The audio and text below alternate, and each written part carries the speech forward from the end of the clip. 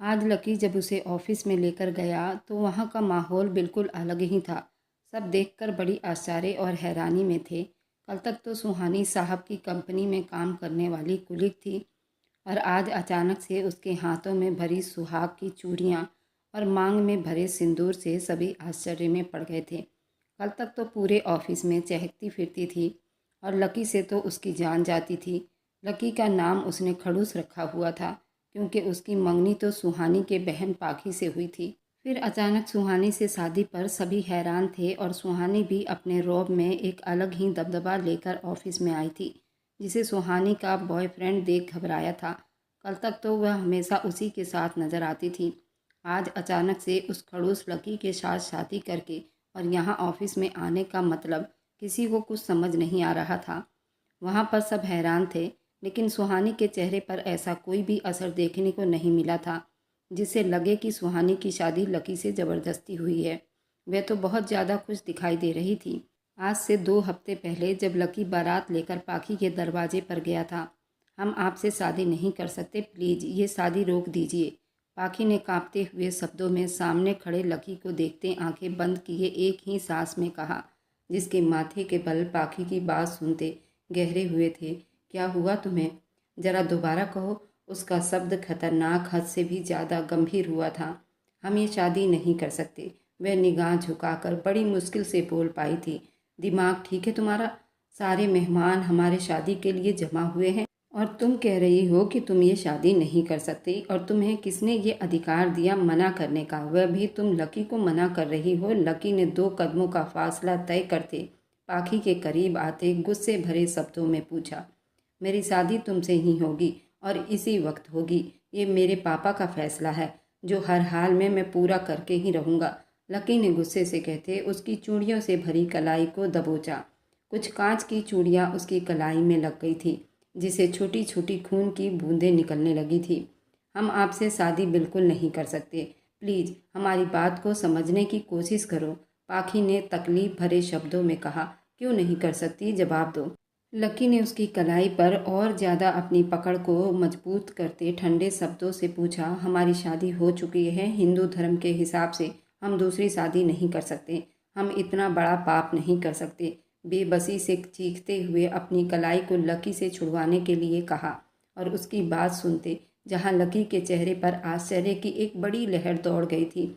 ऐसा लगा जैसे आसपास धमाके हुए हों। वहीं दरवाजे से अंदर आते वीर साहब को लगा किसी ने गर्म पिघलता हुआ शीशा उनके कानों में डाल दिया हो। वह जल्दी कमरे में दाखिल हुए जहां लकी बुत बना खड़ा था और पीछे खड़ी पाखी आंसू बहा रही थी। पापा, पाखी ने चेहरा उठाया अपने पिता को देखते हुए बड़ी आश्चर्य से उनकी तरफ देखा। वीर साहब बिना कुछ कहे अपने कदम पाखी की तरफ बढ़ाए। अपने पिता को सामने देखकर पाखी को लगा किसी ने उसके पैरों तले से जमीन निकाल ली हो। क्या जो अभी तुमने कुछ देर पहले कहा था वो सच है? वीर साहब ने ठंडे शब्दों में पूछा। आज तक उसने अपने पिता को इस तरह गुस्से में नहीं देखा था। पापा, आपको अपने बाप को बताना चाहिए था, लेकिन पाखी ने सफाई देनी चाहिए। जब वीर साहब का हाथ उठा अपनी लाडली बेटी के चेहरे पर निशान छोड़ गया, जबकि वीर साहब के चेहरे पर बेबसी के असर थे।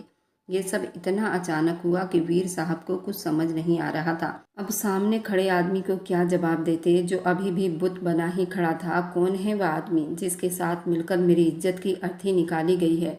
वीर साहब ने बेटी को कंधों से पकड़े हिला डाला और वो बस रोए जा रही थी। क्या बताती कि सिवाय नाम के उसके पास अपने पति का और कोई निशानी नहीं था। पाखी, कुछ पूछ रहा हूँ तुमसे। उससे अच्छा होता कि तुम अपने पिता का गला घोट कर मार देती। इस तरह जग हंसाई तो न हंसनी पड़ती। तुम्हें जान से मार दूं।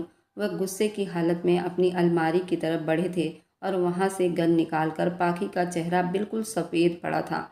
उससे पहले कि वे गोली चलाते, लकी ने उन्हें रोक दिया। Uncle ji, please stop. कुछ भी ऐसा मत करो कि आपका हाथ कानून के नीचे आए। वह पहली बार समझदारी का काम कर रहा था, वरना जिस तरह वह गुस्सैला था उसके पिता उसे इस वक्त देख लेते तो हैरान होकर रह जाते। लकी, इस लड़की ने मुझे किसी से नज़रें मिलाने के लायक नहीं छोड़ा। मैं कैसे अपने यार को उनके आंखों में आंसू भराए। लकी के पिता गौतम और वीर दोनों गहरे दोस्त थे और आज दोस्ती रिश्तेदारी में बदल रही थी, पर उनकी बेटी ने सब बर्बाद कर दिया था। कुछ पल तो वह सोच के दरवाजे खटखटाते रहे। अचानक से दरवाजे की खटखटाने की आवाज़ सुनाई दी तो वे तीनों एकदम से चौंके।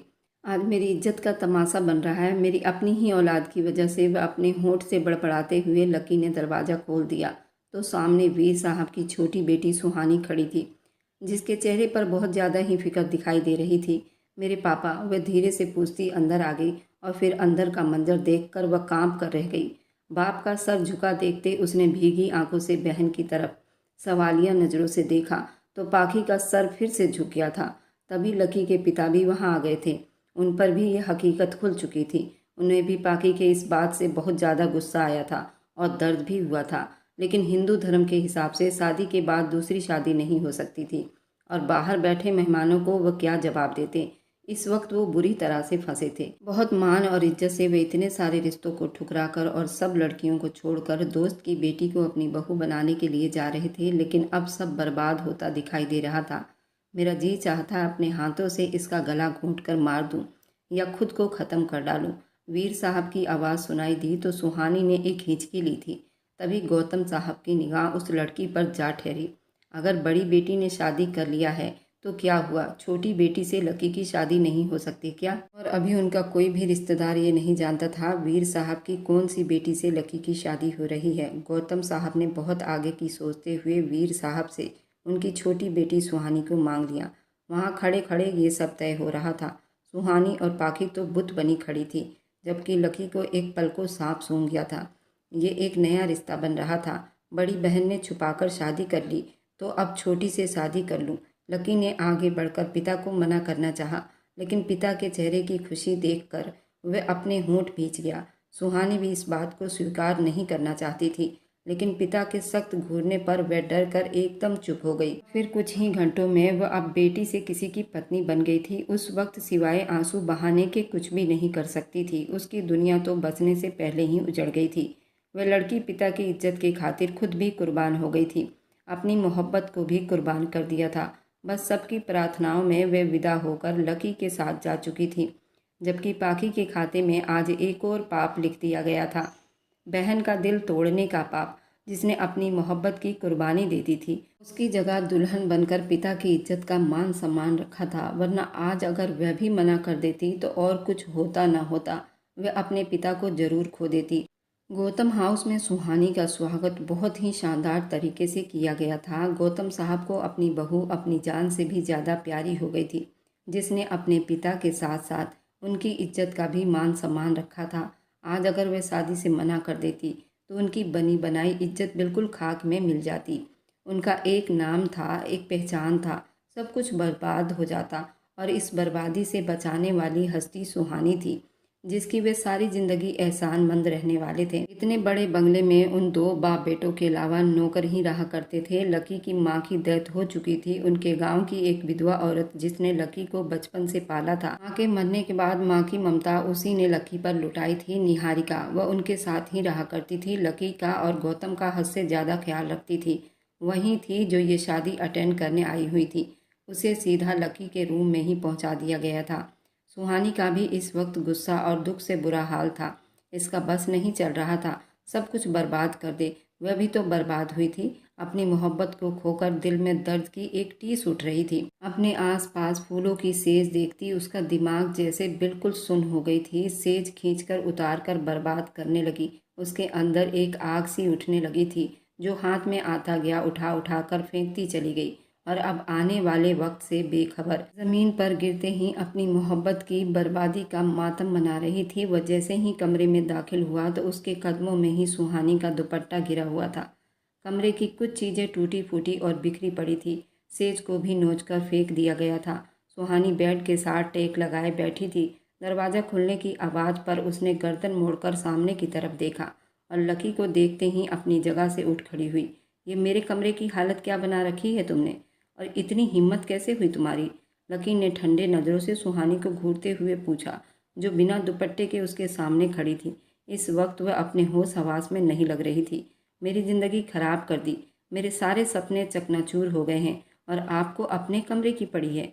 सुहानी ने भीगी आंखों से लकी के आसपास आते अपने दोनों हाथों से उसके सीने पर हाथ रखते पीछे को धक्का देते खींचते हुए कहा। लकी ने जबड़े भींचे, उसे पीछे किया। अपने गुस्से को बड़ी मुश्किल से कंट्रोल किया था। अपनी हद में रहो लड़की, वह गुस्से से बोला। कैसी हद? कोई हद बाकी नहीं रह गई। जब आपको मालूम था कि मैं किसी और को पसंद करती हूँ, तो क्यों आपने मुझसे शादी की? क्यों हाँ भरी मुझसे शादी करने के लिए? क्यों किया आपने मेरे साथ ऐसा? सुहानी पूरी जान लगाकर चिल्लाई और रोई थी। कितने सपने सजाए थे उसने लक्ष्य के साथ अपनी ज़िंदगी बिताने की, लेकिन यहाँ तो लकी की वजह से सब उल्टा ही हो गया था। सुहानी की बात सुनते लकी, जो पहले ही गुस्से में भरा पड़ा था, उसने खूनखार नज़रों से सुहानी की तरफ देखा और उसके करीब आते एक जोरदार थप्पड़ उसके नाजुक गाल पर दे मारा। अभी वह उस थप्पड़ से ही ना संभली थी कि लकी ने उसे बालों से दबोचते उसके चेहरे के करीब अपना चेहरा लाया। सुहानी के चेहरे पर आश्चर्य के साथ तकलीफ के असर भी दिखाई दिए। आज ही मेरी तुम्हारे साथ शादी हुई है और तुम अपने पति के सामने अपने आशिक की बात कर रही हो। इतनी बेशरम लड़की हो चुकी हो। पहले तुम्हारी बहन और अब तुम दोनों एक जैसी बदतमीज बेशरम हो, लकी ने दहाड़ते हुए कहा। थप्पड़ की तकलीफ से ज्यादा वह लकी की दहाड़ से कांप गई थी। अपने पैरों पर खड़े रहना अब उसे मुश्किल लग रहा था। सबके सामने मेरा तमाशा बनाया गया। तुम्हारी बहन ने मुझे धोखा दिया। उसने कोई कसर नहीं छोड़ी थी मुझे सबके सामने जलील करने की। फिर मेरी शादी तुमसे करवा दी और तुम मेरे सामने अपने आशिक की बात कर रही हो। मेरी एक बात कान खोल कर सुन लो। तुमसे ना तो मुझे मोहब्बत है और ना ही तुम्हारे बिना मैं मरा जा रहा हूँ।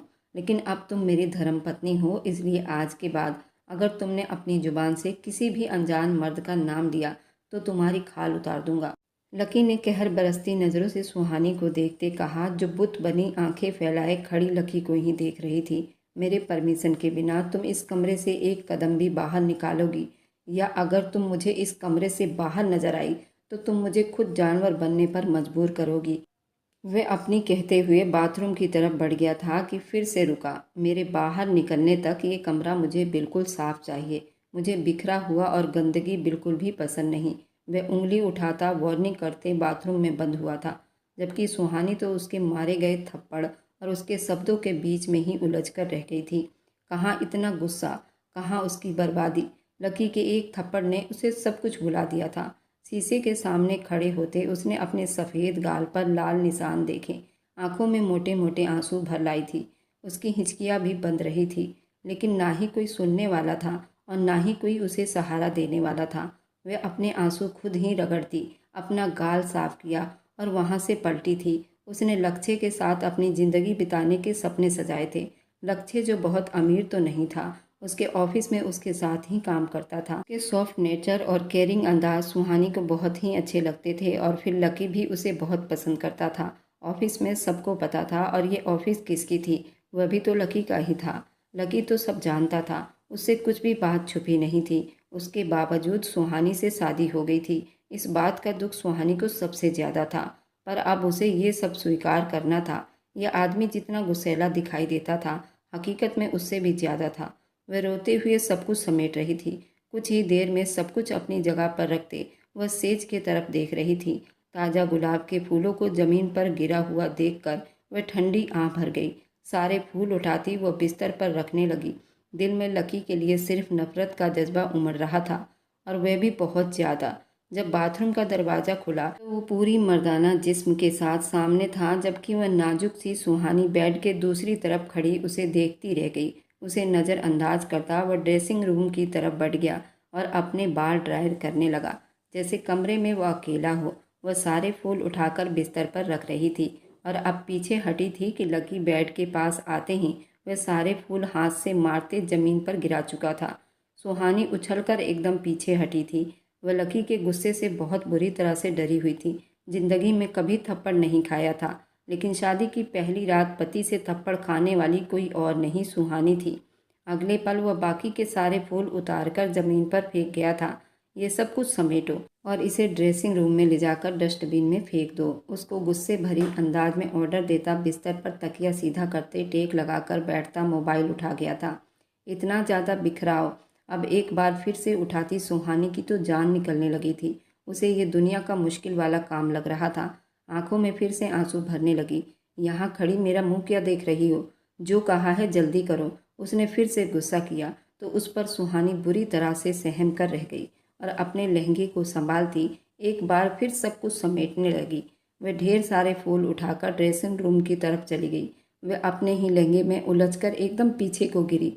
सारे फूल ऊपर को ही गिर गए। हथेलियों को नीचे रखकर उन फूलों को देखते एकदम सामने उसे खूंखार बिल्ले को देखने लगी। हाँ, उसे खूंखार बिल्ला ही कहा करती थी और उसके दिए नाम से पूरा ऑफिस कांपता था। उसके गिरने पर बेकाबू मोबाइल पर स्क्रॉल करते उसके हाथ रुके थे और नज़र भटककर उसके चेहरे पर जा ठहरी थी, जो खूबसूरती में बिल्कुल दूसरों को पीछा छोड़ती थी।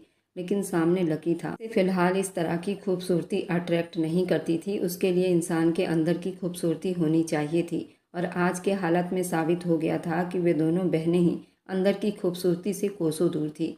अगर तुम्हारी नींद पूरी हो गई हो तो उठ जाओ, वह माथे पर बल डाले बोला। तो वह झट से होश में आई और फिर से फूलों को समेटने लगी। जल्लाद, खूनकार, उसका पता नहीं क्या क्या नाम अपने मुंह में बड़बड़ा रही थी, जिन्हें लकी सुनने से तो रहा, लेकिन उसके बड़बड़ाहट, उसके होंठों की कपकपाहट उसकी निगाहों में थी। वो ड्रेसिंग रूम में जाते अब खुलकर रो पड़ी थी, पर कब तक अपनी किस्मत से लड़ सकती थी। अपनी ज्वेलरी उतार कर ड्रेसिंग टेबल पर पटकने वाले अंदाज में रखती वह ऐसे ही थी। बेबसी की हालत में वह अपना गुस्सा चीज़ों पर उतारा करती थी। कानों से झुमके खींच कर निकाले तो कान एकदम से लाल पड़े थे। खुद ही सिसक उठी थी।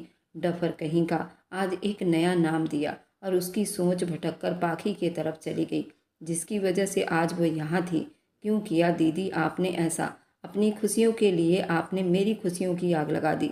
वो फिर से रो पड़ी थी, जबकि ये तक नहीं जानती थी कि उसकी बहन ने शादी कैसी हालातों में की थी। जिससे उसकी शादी हुई थी वह भी गन पॉइंट पर। उसने उससे शादी की थी और उसके साथ सारे रस्म निभाए थे।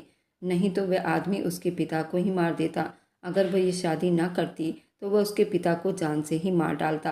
कितनी विनती की थी, हाथ जोड़े थे और रोई थी। एक हफ्ते के बाद उसकी शादी थी, लेकिन उस आदमी ने उससे ज़बरदस्ती शादी कर ली थी और फिर बिना छुए बिना कुछ कहे उसे उसके घर वापस छोड़ गया था।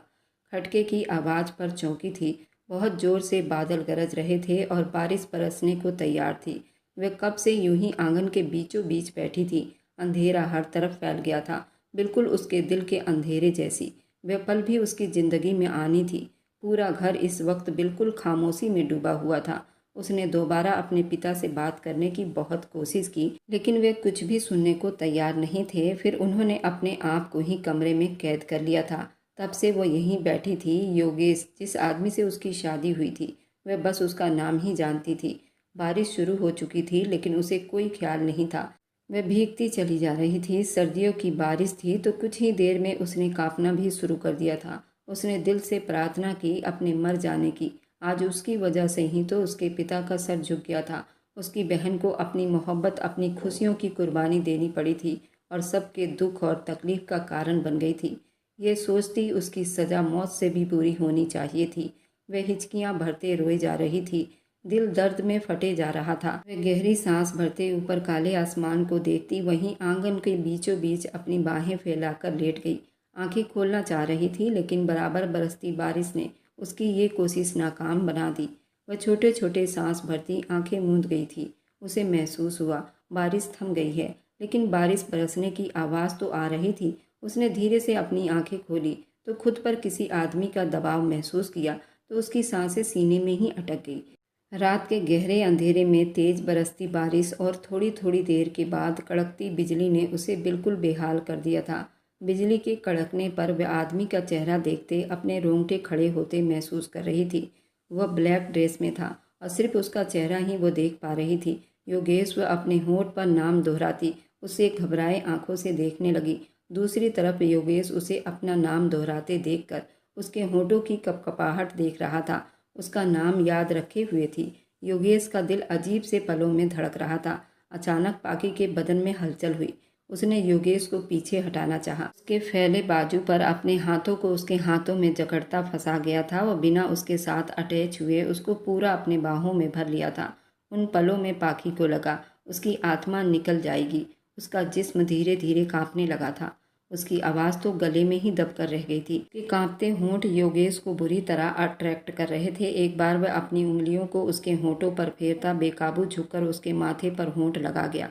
योगेश खुद भी अपने उस व्यवहार से अनजान था। बस उसने दिल की सुनी थी और जल्दी उस पर काम भी कर दिया था।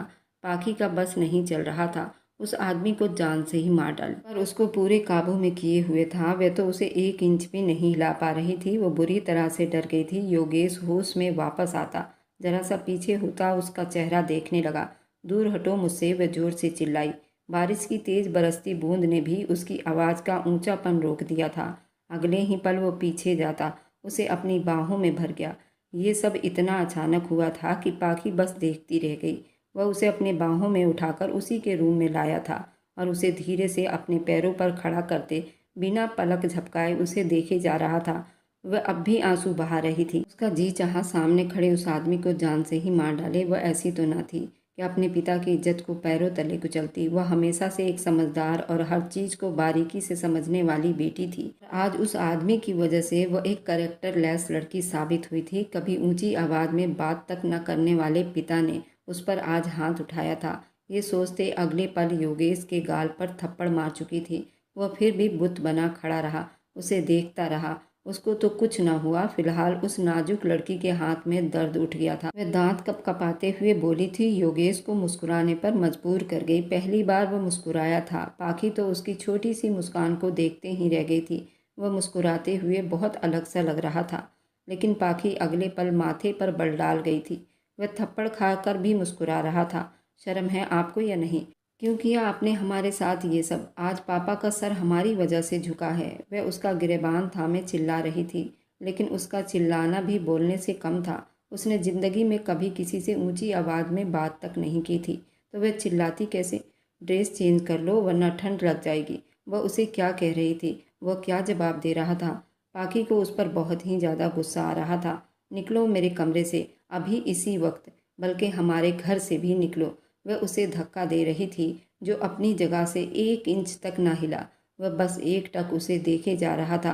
चेंज कर लो, चला जाऊंगा। वो फिर से उसे नरम शब्दों में बोला, तो पाखी ने उसे गुस्से से घूरा। जस्ट गो, शक्ल भी नहीं देखना चाहती तुम्हारी, बर्बाद करके रख दिया मुझे। वह अपना चेहरा दोनों हाथों में लिए अब फूट फूट कर रोने लगी थी।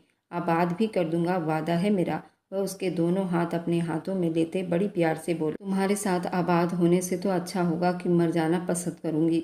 वह अपने हाथ गुस्से से छुड़ाते बोली। योगेश की पकड़ हल्की थी, जो वह आसानी से छूट गई।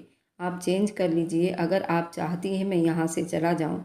वह अब की बार बिल्कुल गुस्से में बोला, तो वह उसे दोनों हाथों से धक्का देती पीछे हट गई, क्योंकि वह अपनी जगह से 1 इंच भी नहीं हिल पा रहा था। पाखी गुस्से से अपने कमरे में बंद हुई और धाड़ से दरवाज़ा बंद कर दिया, तो वह भी चेहरे पर अपना हाथ धरे मुस्कान सजाए वहाँ से जिस तरह चुप से आया था वैसे ही चला गया। वह जब चेंज करके बाहर आई तो वह कहीं नहीं था। उसने उसे हर जगह देखा, पर वह नहीं मिला। पाखी को लगा वह जैसे कोई धोखा था, एकदम ही गायब हो गया था। कहीं वह दिखाई नहीं दे रहा था। कहीं ये मेरे दिमाग का वहम तो नहीं? पाखी के एकदम रोंगटे खड़े हुए थे। उसका चेहरा सफ़ेद पड़ चुका था। पाखी ने कांपते हुए अपने कमरे में उसे हर जगह ढूंढा। अब उसे ये डर लगा था, कहीं यह आदमी भूत प्रेत तो नहीं। यूं ही उठाकर ले जाता, और सच में अगर वो भूत प्रेत होता अब तक हमारा खून भी पी चुका होता। वह उल्टी सीधी बातें सोचते अपनी गर्दन पर हाथ फेर रही थी। सभी भूत की मूवी उसकी आंखों के सामने घूमने लगे थे, जिसका हकीकत से कोई लेना देना नहीं। वह फिर भी डर करते जल्दी से उठती दरवाज़ा बंद कर गई। वह गहरी सांस भरते भगवान को याद करने लगी। इधर सारी रात सोफे पर सोने की वजह से उसकी कमर अकड़ गई थी। लकी ने उसे अपने बिस्तर पर जगह नहीं दी थी। वह सुबह उठी थी और नहा धोकर पूजा पाठ करके वापस फिर से वहीं सो गई। लकी भी बिस्तर पर नहीं था। जरूर वो भी पूजा करने के लिए मंदिर गया होगा। नरम बिस्तर को देखती सुहानी का दिल एक बार ललचाया था। सारी रात बिना कंबल के लेटी ठंड से कांप रही थी। अब तो शायद बुखार भी होने लगा था।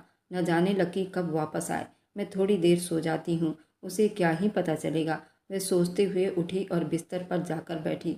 बहुत डरते डरते वो बिस्तर पर जाते सो गई थी। गर्म बिस्तर ने जैसे उसे बहुत सुकून पहुंचाया था, और कब वह नींद की वादियों में खो गई उसे पता ही नहीं चला। लकी पूजा करके वापस आया था। उसने सूर्य भगवान को जल चढ़ाया, कमरे में कदम रखा तो उसे सुहानी कमरे में कहीं भी दिखाई ना दी थी। हर तरफ उसने अपनी तैरती निगाह डाली तो एकदम चौंका। वह उसके बिस्तर पर घुसी हुई थी। लकी के दिमाग की नसें तनी थी। वह गुस्से से उसकी तरफ बढ़ा, कंबल जरा सा हटाया तो उसे गहरी नींद में सोता देखकर बिल्कुल हैरान रह गया। वह चाह कर भी उसे जगा नहीं पाया, जबकि कंबल हटाने से उसका लाल पड़ता चेहरा दिखाई दिया। बाल बिखरे और कपड़े इधर उधर हो रहे थे। उस पर कंबल वापस उड़ाता पीछे हट गया। ऑफिस जाने के लिए तैयार होने लगा। आज वे वक्त से पहले तैयार होता ऑफिस जा रहा था। शाम को रिसेप्शन थी तो कुछ ज़रूरी काम और मीटिंग उसने निपटानी थी। तैयार होता बाहर आया तो नौकर नाश्ता तैयार किए डाइनिंग टेबल पर उसका इंतज़ार कर रहे थे। निहारिका उन दोनों का टेबल पर इंतज़ार कर रही थी। उस घर में वही एक औरत थी जो सबका ख्याल रखती थी। बाकी सारे नौकर मेल थे, इसी वजह से घर में नौकरानी नहीं रखी गई थी। पर वह अब सुहानी के आ जाने से लकी नौकरानी रखने का सोच रहा था। अरे बेटा, अकेले नाश्ता कर रहे हो, दुल्हन कहाँ है? उठी नहीं? निहारिका आंटी ने खोजती निगाहों से देखते पूछा। निहारिका उनके गांव की गरीब विधवा औरत थी जो उन्होंने माँ की जगह पर अपने बेटे की देखभाल के लिए रखे थे और वे लकी और उसके पिता का ख्याल रखती थी। वह थोड़ी बूढ़ी थी। मुझे ऑफिस में कोई ज़रूरी काम है, इसलिए जल्दी में हूँ, आपसे आकर बात होगी। वह उनकी बातों को नज़रअंदाज करता उठ गया था। लकी बेटा, आज अपने ऑफिस को बंद कर लेते। गौतम साहब ने लकी को जाते देखा तो सीढ़ियाँ उतरते बोल पड़े थे। पापा, जल्दी आ जाऊँगा, जाना बहुत ज़रूरी है, धीमे शब्दों में बोला। एक उसके पिता ही तो थे इस दुनिया में जिसे वह सबसे ज़्यादा प्यार करता था, उनके लिए जान भी दे सकता था। यही वजह थी कि उनकी इच्छा और सम्मान का इज्जत करते उनके दोस्त की बेटी को ज़िंदगी में शामिल कर लिया था और जब बात बड़ी बेटी से बिगड़ी तो छोटी को अपना लिया था। उनकी छोटी बेटी लकी के ऑफिस में ही काम कर रही थी और गौतम की सिफारिश पर ही उसे ये जॉब मिली थी। लकी जा चुका था जबकि गौतम साहब नाश्ते की टेबल की तरफ बढ़े जहाँ उनके गांव की वह विधवा औरत जिनको वो बहुत पसंद करते थे और इज्जत करते थे, वह नाश्ता लिए उनका इंतज़ार कर रही थी। पापा, वह फिर से अपने पापा के दरवाजे को खटखटा रही थी, लेकिन वे बाहर न निकले। मैं तुम्हारी शक्ल भी नहीं देखना चाहता, प्लीज़ एक बार हमारी बात सुन लीजिए। मेरी इसमें कोई भी गलती नहीं है, प्लीज़ पापा। कैसे समझाऊं आपको मेरे साथ क्या हुआ है? वह तड़प कर रो दी। दरवाजे के साथ टेक लगा गई। खुद को सच साबित करने के लिए उसके पास कोई सबूत भी तो नहीं था। यहाँ तक कि उसके पास शादी का कोई प्रूफ भी नहीं था। न जाने उस आदमी ने किस बात का बदला लिया था उससे। इस तरह शादी करके सबकी नज़रों में पापी बनाकर छोड़ दिया था। शाम को रिसेप्शन का फंक्शन अच्छे खासे बड़े पैमाने पर अरेंज किया गया था। पूरा शहर ही वहाँ मौजूद था, लेकिन नहीं थे तो उसके अपने ही नहीं थे। न उसके पापा आए, न उसकी बहन। दिल पर पत्थर रखकर वो बड़ी मुश्किल से गौतम साहब से पूछी थी। उन्हें देखने लगी। बेटा, फ़ोन तो किया है, लेकिन उन्होंने आने से मना कर दिया है। उनकी बात सुनते सुहानी की आंखों से आंसू बहने को बेताब पड़े थे। रोना नहीं, वह उसके सर पर प्यार से हाथ फेर गए। मैंने लकी से कहा है, वह रिसेप्शन के फंक्शन होने के बाद आपको आपके पिता के घर लेकर जाएगा, आपके पिता से मिलवाने।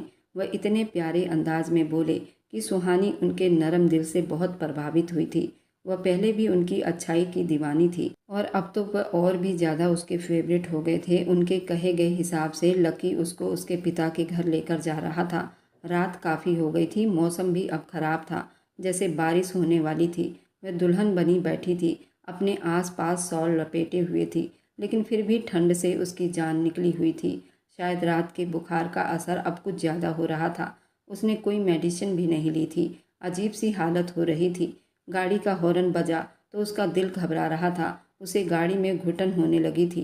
शॉल को खुद से दूर हटाती वह अपना सीना मसलने लगी। लकी की निगाहें उसके सजे संवरे चेहरे पर जा ठहरी। प्लीज़ गाड़ी रोक दो। इससे पहले कि वह गाड़ी रोकता, उसकी टूटती बिखरती आवाज़ और हालत को देखता, वह एक झटके से गाड़ी एक तरफ को कर गया। क्या हुआ? पहली बार वह फिक्र से देखते उससे पूछ रहा था। मुझे नहीं पता, मेरा दिल बहुत घबरा रहा है, मुझे सांस भी ठीक से नहीं आ रही।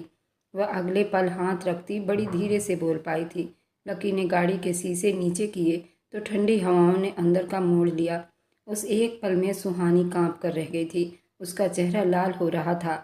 लकी ने आगे बढ़कर उसके माथे को छुआ तो दंग रह गया। उसे बहुत तेज बुखार हो रहा था।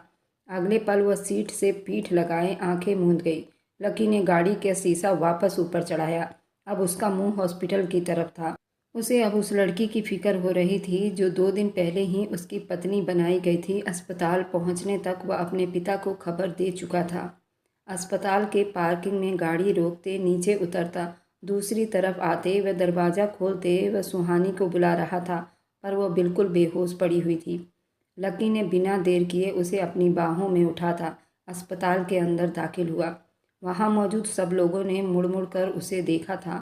वह खुद इतना जवान मर्द था, अपनी मजबूत बाहों में दुल्हन को उठाते अस्पताल के कॉरिडोर में तेज कदमों से आगे बढ़ रहा था। देखने वालों ने बड़ी चाहत भरी निगाहों से उन दोनों जोड़ी को देखा था। उस लड़की का चेहरा तो छुपा हुआ था। वह उसे लिए लेडी डॉक्टर के केबिन में घुसा था। कुछ ही देर में उसका ट्रीटमेंट होने लगा था। उसे बहुत तेज बुखार ने घेरा हुआ था। उसे ड्रिप लगी हुई थी। लकी एक पल के लिए भी उससे अलग नहीं हुआ था। ड्रिप लगने के बाद थोड़ी देर में सुहानी का सांस संभलने लगा। डॉक्टर ने लकी की तरफ देखा। घबराओ मत, ये थकन और ठंड की वजह से बुखार है। उन्हें आराम की ज़रूरत है, कुछ देर में बुखार उतर जाएगा। वह तसल्ली देती बाहर जा चुकी थी, जबकि लकी वहीं उसके पास बैठा बार बार उसका माथा चेक कर रहा था। बुखार में थोड़ी कमी आई थी। इधर पाकी परेशान थी। पापा एक मौका तो दे दीजिए हमें कुछ कहने का। आज फिर वो पापा के कदमों में बैठी थी, लेकिन वीर साहब बिल्कुल चुप थे। उसी बेटी की वजह से वे अपनी दूसरी बेटी से भी नज़रें मिलाने के लायक नहीं थे। सुहानी के साथ अपनी अत्याचारी उन्हें पल पल तड़पा रही थी। पापा हम नहीं जानते वह कौन है, लेकिन ये सच है, उसने मुझसे शादी जरूर की है, लेकिन मैं उसे बिल्कुल भी नहीं जानती।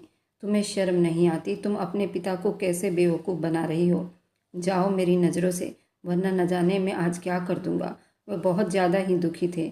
उस आदमी को कहो कि वह आकर तुम्हें ले जाए। मुझे तुम्हारा चेहरा भी नहीं देखना इस घर में। उन्होंने आखिरी बार वार्निंग दी। पाखी तड़प कर रह गई। हम कहीं नहीं जाएंगे आपको छोड़कर। सुना आपने?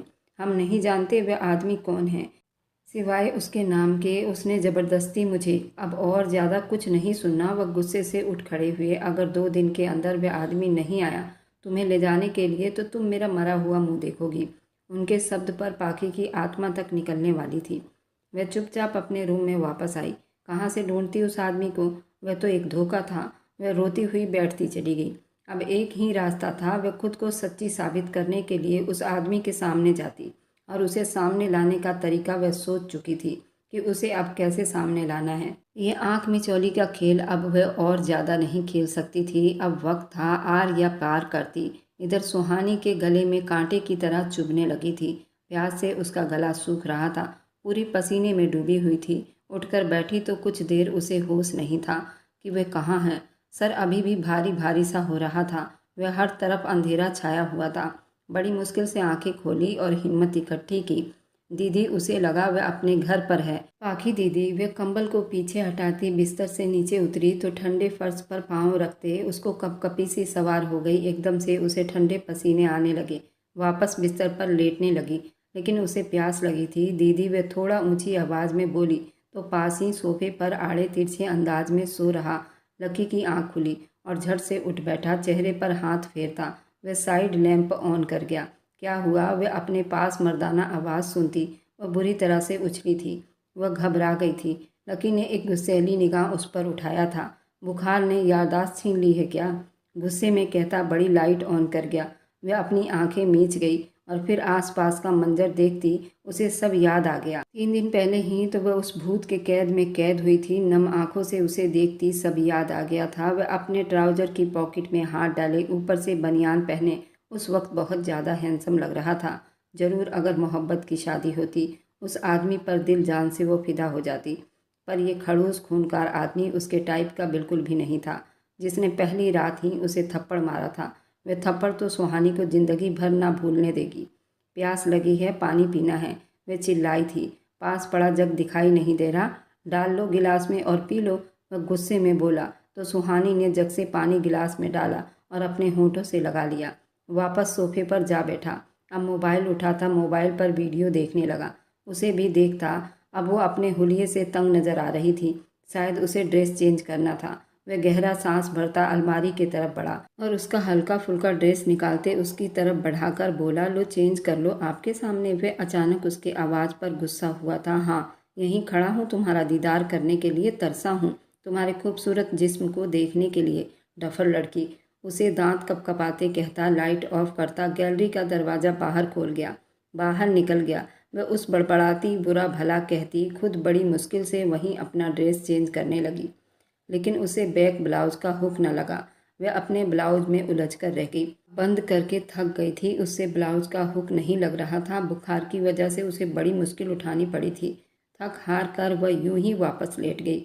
उसकी इतनी हिम्मत ना हुई कि अपना ड्रेस अलमारी में रखती। तभी दरवाजे पर आने की आहट हुई तो लकी वापस रूम में आया और एक नज़र उस पर डालता अपना तकिया और कंबल सोफे से उठाता बिस्तर पर रखा और दरवाज़ा खोलकर नौकर के हाथ से खाने की ट्रे लिए दरवाज़ा बंद कर गया। ट्रे एक तरफ रखते हुए सुहानी के कपड़े उठाता खुद ड्रेसिंग रूम में छोड़ आया। उसका ज़मीर गवारा नहीं किया कोई नौकर उसके पत्नी के कपड़ों को छुए। उठो, खाना खा लो, फिर मेडिसिन लेना है। वह नॉर्मल अंदाज में बोलता। उसे आज वह बुरा नहीं लग रहा था। उसने लकी के बारे में एक नेगेटिव इंसान का नक्शा खींचा हुआ था, पर वह इतना बुरा भी तो नहीं था। उसका ख्याल रख रहा था। खाना खाते उसने मेडिसिन दी तो वह फिर से वापस लेट गई। लकी ने झुककर फिर से उसका माथा चेक किया जो अब बिल्कुल ठंडा पड़ा था। बेकाबू ही उसका हाथ अपने चेहरे के नीचे रखती करवट बदल गई।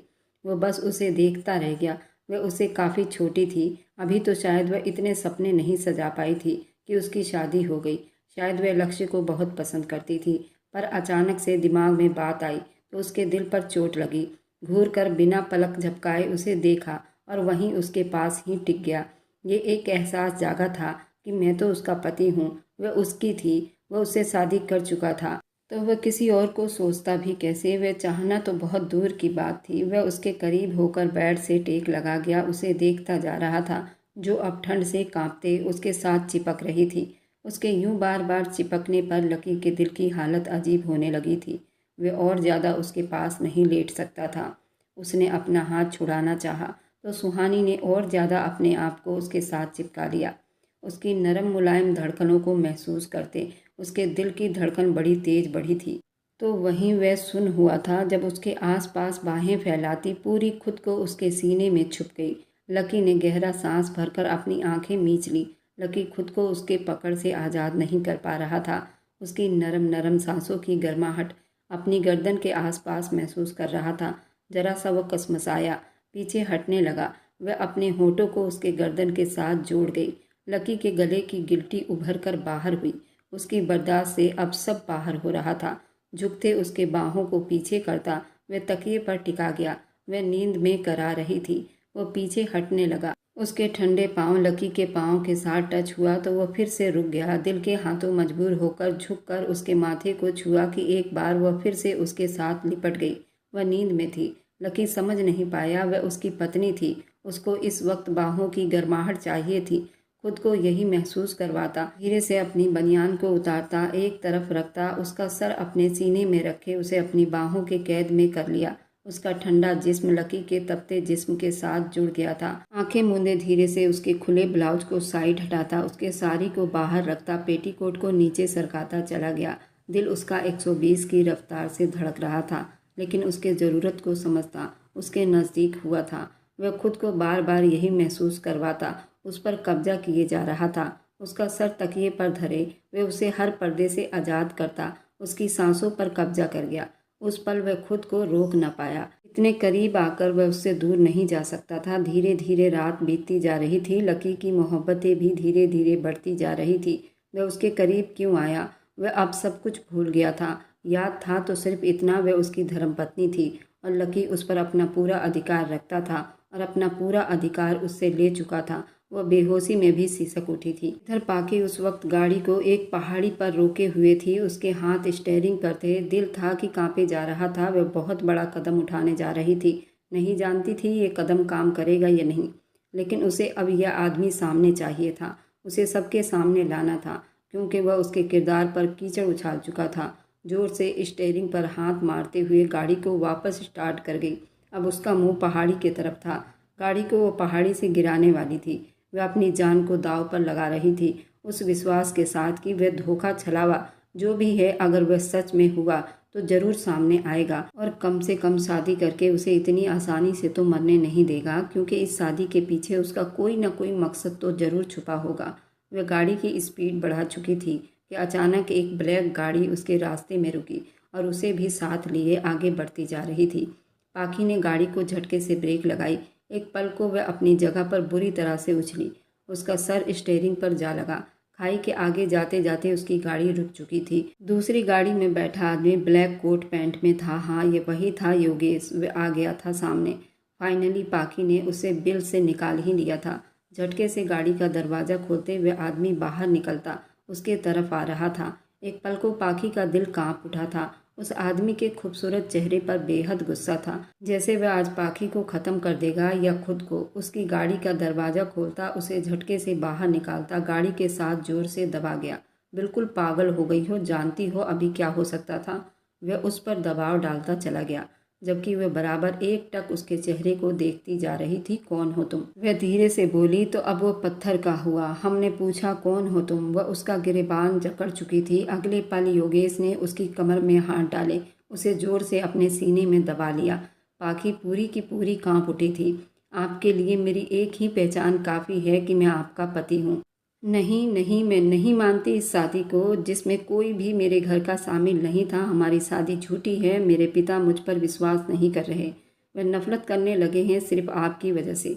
वह वापस उसे अपना सब दुख सुनाने लगी थी, लेकिन आंसू बराबर बह रहे थे। कौन से जन्म का बदला लिया है आपने मुझसे? ऐसी जिंदगी से मौत अच्छी। हटो मेरे रास्ते से, मुझे जिंदा नहीं रहना, मर जाना चाहिए मुझे। उसे पीछे धक्का दिया था, लेकिन वह उसे अपनी जगह से एक इंच ना हिला सकी। अगले पल वह उसकी कलाई थामे खाई की तरफ बढ़ा। उस पल पाखी का सांस गले में ही अटक गया। वह सच में उसे खाई से गिराने जा रहा था। खाई के बिल्कुल पास जाते वह उसे पीछे धक्का देता, उसकी कलाई को थामे उसे देखने लगा। अब अगर वह उसकी कलाई छोड़ता तो वह सीधा उस गहरी खाई में गिर जाती। हवा के झोंके में उसके कलेजर में बंधे बाल खुल गए थे। दिल की धड़कनें बढ़ी थी, लेकिन सांस थम गई थी। वह एक टक उसे देखे जा रही थी, जो धीरे धीरे उसकी कलाई को छोड़ता जा रहा था। पाखी बिल्कुल चुप थी और उंगलियां छूटने लगी तो वह अपनी आंखें मीच गई, जैसे खुद को भी बचाना चाहती थी। अगले पल वह झटके से उसे अपनी तरफ खींचता सीने से लगा लिया था। दोनों की सांस गहरी हुई, दोनों की धड़कनें एक ही तालमेल में धड़क रही थी। हाँ, आप मेरा बदला जरूर थी, वो बोला था। और पाखी ने धीरे से आंखें खोली, उसे हैरानी से देखा। लेकिन ये बदला गौतम साहब से था, आप सिर्फ मेरे लिए एक मोहरा थी। उसकी अगली बात पर पाखी ने उसे नफरत से देखा और खुद को झटके से छुड़वाया, और एक बार फिर उसका हाथ उठा था। लेकिन उस पल योगेश ने उसे कलाई से थामे उसका कमर पकड़ लिया। वह दर्द से कराहने लगी। पहले थप्पड़ खा लिया था, अपनी सजा समझकर, जानता था अपना बदला लेते वह उस पर थोड़ी सख्ती कर गया था। लेकिन हर बार हाथ उठाओगी योगेश अपना गाल आगे कर देगा। इतना आसान नहीं, छोड़िए मुझे, दर्द हो रहा है। वह छटपटाई तो योगेश ने उसकी कलाई छोड़ दी और वह अपनी कलाई थामे उसे नफरत से देखने लगी। आपने किसी और से बदला लेने के लिए मेरा इस्तेमाल किया, आपको शर्म नहीं आई? यूँ मुझे लेक्चर देने की ज़रूरत नहीं, घर चलिए। वह उसकी बात काटता उसे गाड़ी की तरफ ले आया। छोड़िए मुझे, वह गुस्से से अपनी कलाई फिर से छुड़ा गई। खबरदार, जो दोबारा मुझे हाथ भी लगाया, हाथ तोड़ दूंगी आपका। वह उंगली उठाते उसे वार्निंग कर गई थी। वह सीने पर बाजू बांधे बड़ी मज़े से उसे देखता सर झुका गया। चलिए मेरे साथ, नहीं लगाता हाथ। वह भी जल्दी उसकी बात मान गई। कहाँ लेकर जाना चाहते हैं? आप ही के घर, आपके पिता के पास। सबका खुलासा करने के लिए वह नॉर्मल अंदाज में बोलता उसे लिए गाड़ी की ड्राइविंग सीट पर विराजमान हुआ था। वह भी भागती हुई उसके साथ पैसेंजर सीट पर बैठी। उसने गाड़ी स्टार्ट करते झटके से यू टर्न लिया। वह जो सीट बेल्ट बांध रही थी पूरी घूमकर उसके गोद में जा गिरी। योगेश ने उसे वापस अपनी सीट पर करने के लिए उसके कमर को धीरे से पकड़ा, खुद से लगाते हुए आराम से वापस सीट पर बिठाया, और अफसोस से उसके जिस्म को देखता सर झुका गया। इतनी नाजुक सी थी, जरा सा झटका को भी नहीं सह सकी। अब गाड़ी को फुल स्पीड में छोड़कर वह साथ मोबाइल पर कोई नंबर डायल कर रहा था। आप पापा के सामने आओगे ना? वह खुद को संभालती उससे कन्फर्म कर रही थी। एक हाथ से स्टीयरिंग संभालता दूसरे से नंबर मिला रहा था। प्लीज़ गाड़ी की स्पीड स्लो कर लो, आप मुझे घर के बजाय सीधा स्वर्ग में पहुंचाओगे। वह गुस्से से बोली थी। अच्छा है ना, दुनिया में तो दोनों एक साथ जी नहीं सकते, मर कर सीधा स्वर्ग में जाएंगे। वह उसे एक नज़र देखता मोबाइल कान से लगा लिया। कॉल जा रही थी और सामने नंबर देखकर वह जल्दी कॉल रिसीव कर गया। योगेश मेरे बच्चे, वही दर्द वही परेशानी जो पहले पिछले कई सालों से सहता आया था, और फिर सामने वाले को भी याद था। मिलना चाहता हूँ आपसे, बिना किसी इल्ज़ाम के वो बोला। हाँ मेरी जान, मुझे मिलना है तुमसे, अपने सीने से लगाना है। बोलो कहाँ आऊँ? वह गुस्से से बोले। अपने बेटे के ससुराल में, और मेरी माँ के साथ। सिर्फ 10 मिनट हैं आपके पास, अगर पहुँच गए तो आपके गले लगूंगा, वरना सारी ज़िंदगी शक्ल को तरसोगे। वह कहते के साथ कॉल काट गया। पाखी ने हैरानी से उसके चेहरे पर गरजते हुए गुस्से को देखा। जो अब बिल्कुल चुप से ड्राइव कर रहा था। गौतम अंकल क्या लगते हैं आपके? अंदाज़ा लगाती पूछने लगी, जिस पर योगेश ने अपने होंठ भींचे। थोड़ी देर चुप रहा, फिर बोला, आपके सारे सवालों का जवाब आज ही मिल जाएगा। वह मोड़ काटते फिर से जोर से झटका लगा गया। गाड़ी तो आराम से चला, उठा उठाकर पटक रहे हो? वो मुंह बनाती गुस्सेली शब्दों में बोली, एक बार मौका मिले मुझे, फिर बताऊंगा उठा उठाकर पटकना क्या होता है। घूरते दिल ही दिल में जवाब देता मुंह फेर गया। गाड़ी घर के अंदर ले जाते वह उसे लिए गाड़ी से उतरा था। अब की बार पाकी की हिम्मत जवाब देने लगी। न जाने क्या बोलेगा ये आदमी, मेरे पापा के सामने कुछ उल्टा बोल गया तो वह घबरा रही थी, जबकि योगेश उतना ही तसल्ली में था।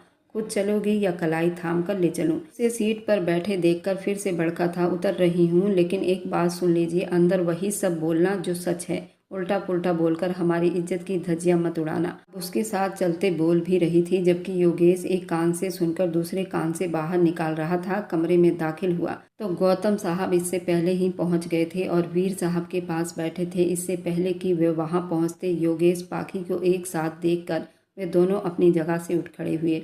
इधर सुहानी गहरी नींद में थी। अगर सो खत्म हो गया हो तो उठो, सावर लो, फ्रेश होकर नीचे चलो। वह निखरा निखरा सा अभी भी सावर लेकर निकला था और खुद पर बॉडी स्प्रे कर रहा था।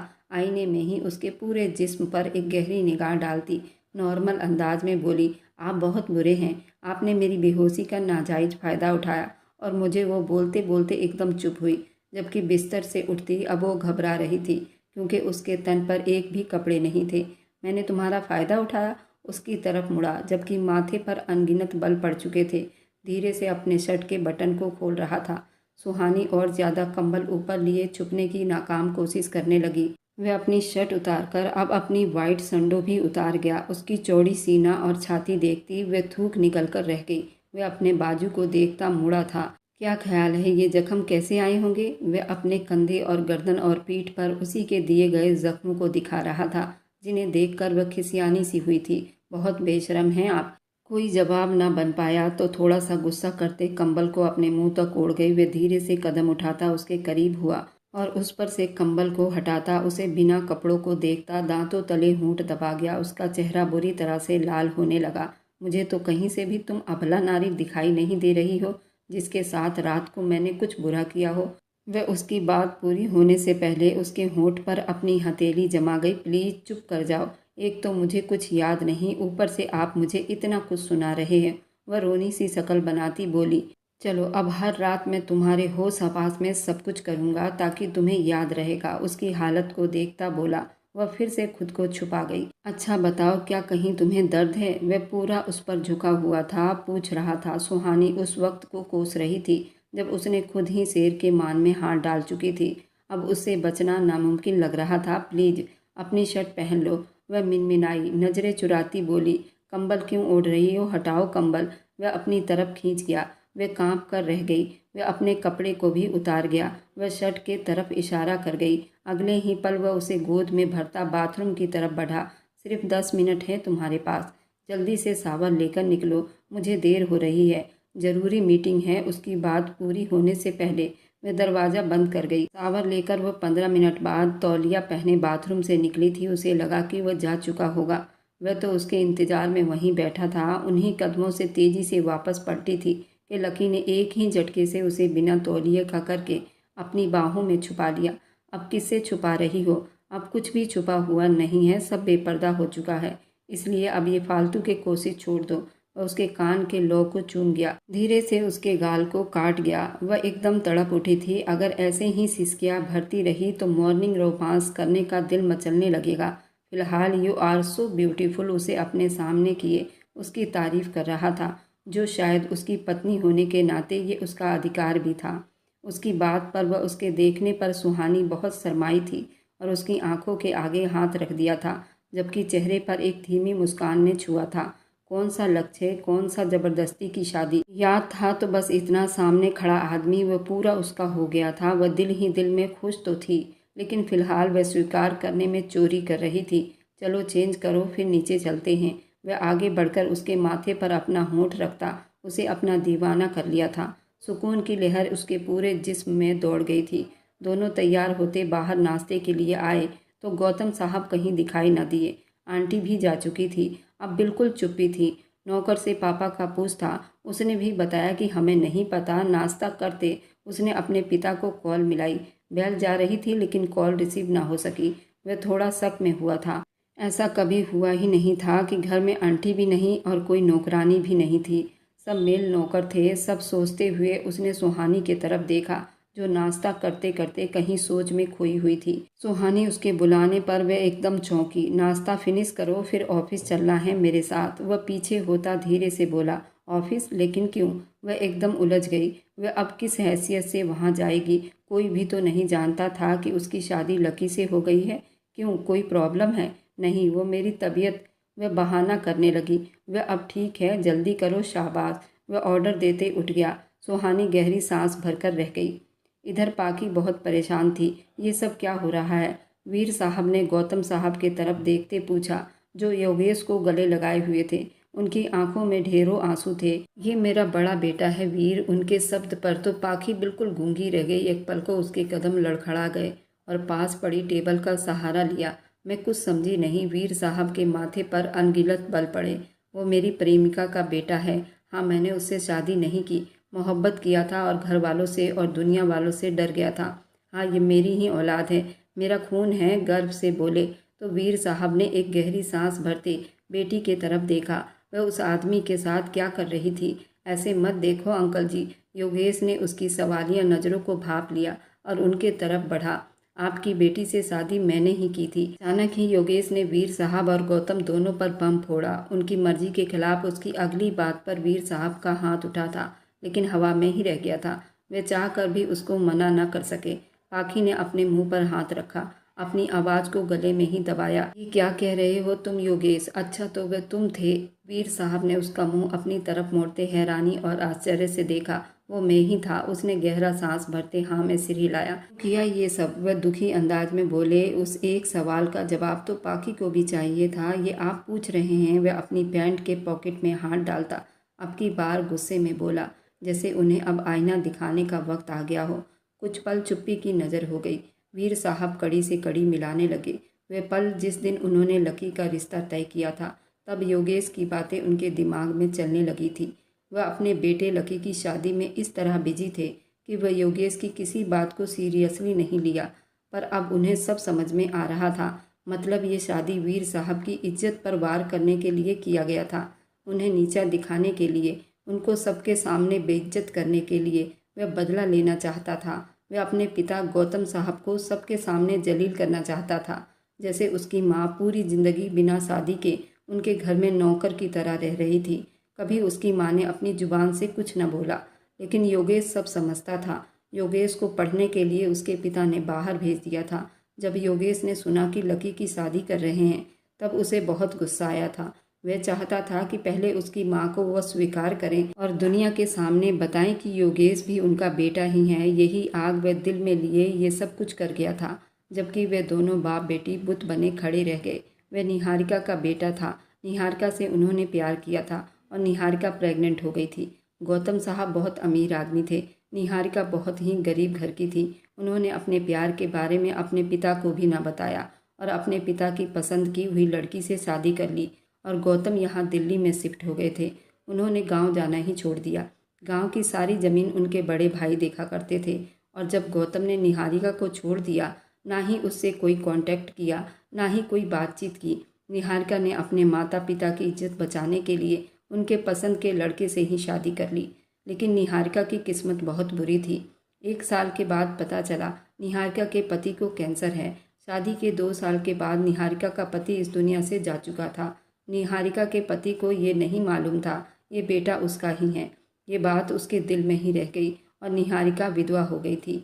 जब गौतम 20 साल के बाद लखनऊ आए थे, जब गौतम के बड़े भाई का देहांत हो गया था, जब निहारिका उनको मिली थी, तब निहारिका ने अपनी कहानी बताई तो निहारिका को लेकर यहाँ आ गए थे, क्योंकि गौतम की पत्नी भी इस दुनिया से जा चुकी थी और गौतम साहब ने ये बात लकी से छुपा ली थी।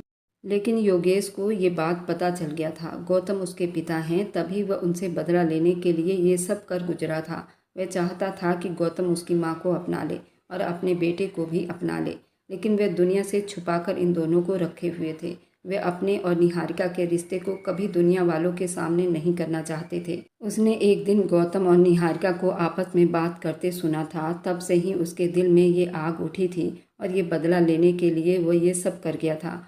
उधर लकी सुहानी को ऑफिस में ले जाकर सबसे मिलवा चुका था। ये मेरी धर्मपत्नी है, मेरी और सुहाना की शादी हुई है, आज से इस फैक्ट्री की मालकिन भी है। लक्ष्य के दिल पर जैसे आग का गोला बरसा था, लेकिन वह कुछ बोल नहीं पाया था। आखिर वह क्या बोलता, क्योंकि वह उसके मालिक की पत्नी थी। वह एक मिडिल क्लास घर से था, वह इन लोगों से पंगा नहीं ले सकता था। वह चुप हो गया। अपने प्यार को अपने हाथों से जाता देख उसने लकी का ऑफिस भी छोड़ दिया था। ये थी लकी और सुहानी की प्रेम कहानी और पाखी और योगेश की प्रेम कहानी। आपको कैसी लगी मुझे कमेंट में ज़रूर बताइए। अगर आपको आज की कहानी पसंद आई है तो मेरे चैनल को लाइक और सब्सक्राइब करते जाएं।